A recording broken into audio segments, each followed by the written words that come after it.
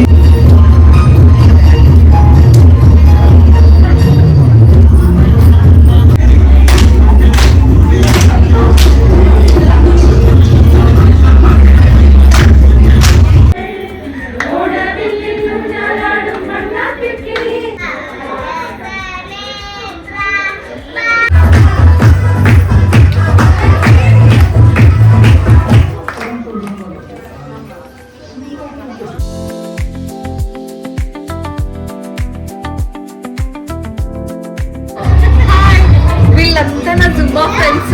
ఒకసారి అందరికి పరిచయం చేపిస్తాను.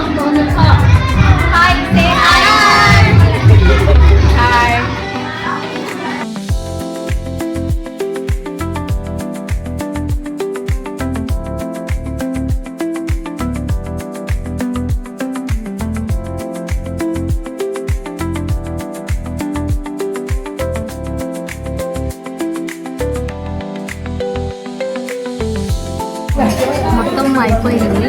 ఇప్పుడు అంతా భోజనం చేస్తున్నాము. అంతా కూర్చున్నాం, అంతా జుంబా గ్రూప్ మొత్తం అంతా కూర్చొని భోజనం చేస్తున్నాము.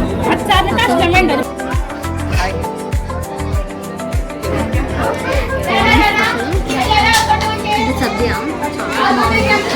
నాకు ఇష్టం. ఇది ఫుల్ తినేయడమే. మొత్తం ఫ్రెండ్స్ మొత్తం కూర్చున్నాం. జుంబా బ్యాచ్ మొత్తం మార్నింగ్ ఈవినింగ్ బ్యాచ్ చూసేయండి.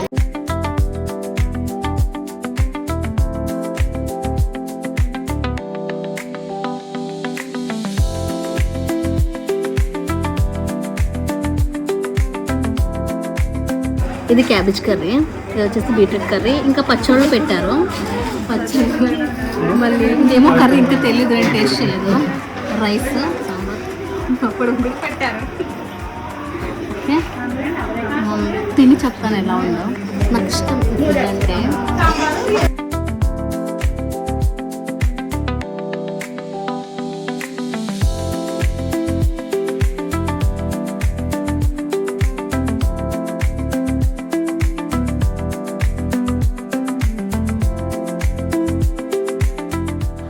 మొత్తానికి ఓణం ఫెస్టివల్ అయిపోయింది.